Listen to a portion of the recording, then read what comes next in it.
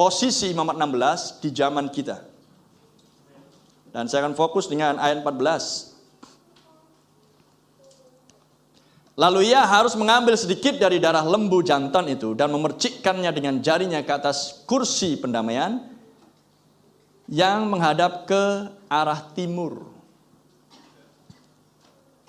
Dan di hadapan kursi pendamaian, ia harus memercikkan sedikit dari darah itu dengan jarinya 7 kali.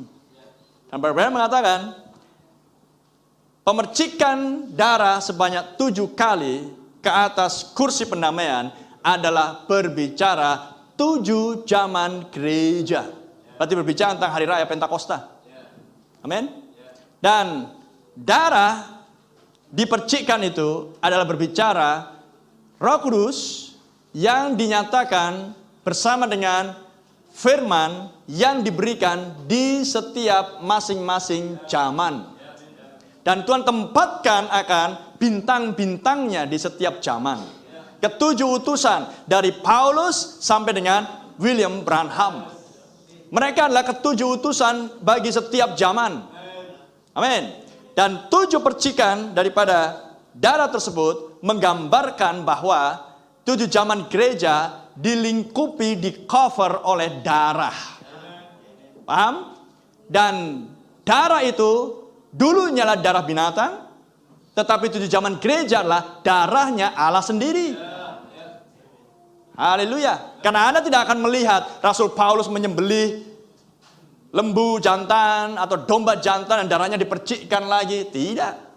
Apa yang dilakukan Rasul Paulus? Dipanggil oleh Tuhan karena dialah pilihan Tuhan, dimurnikan, disucikan oleh Tuhan, dibaptis dalam nama Tuhan Yesus Kristus, dipenuhi dengan Roh Kudus, diajar oleh Yesus di tanah Arab. Amin. Dan kemudian mengkhotbahkan, memberitakan Mesias, memberitakan Injil. Itulah yang dilakukan oleh Rasul Paulus. Paham? Jadi Anda bisa melihat pemercikan darah itu 1, 2, 3, 4, 5, 6, 7 cep ke atas kursi pendamaian. Khotbah pemberitaan Rasul Paulus adalah pendamaian. Paham? Kepengantaraan oleh darah.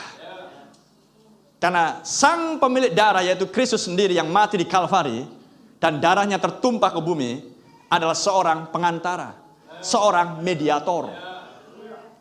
Dia absen di bumi, tubuhnya absen di bumi, dia naik ke sorga dan dia turun lagi dalam rupa yang lain, yaitu dalam rupa cahaya, dalam rupa Roh Kudus.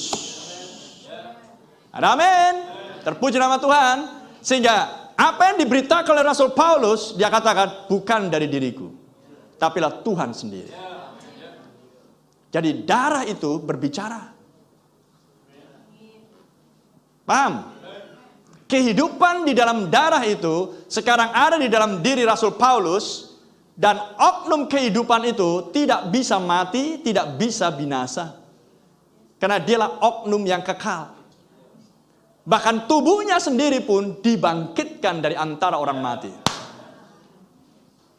Jika roh yang sama yang telah membangkitkan Kristus dari antara orang mati, Roma 8 ayat 11 katakan, jika roh yang sama diam di dalam kamu, ia akan menghidupkan semua tubuhmu yang fana.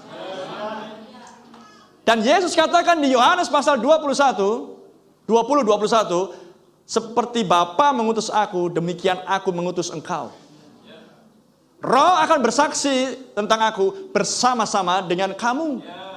Haleluya. Jadi Roh Kudus memenuhi Rasul Paulus dan para pengkhotbah-pengkhotbah yang lain di zaman Rasul Paulus, dan mereka memberitakan Kristus yang telah mati namun yang hidup untuk selama-lamanya.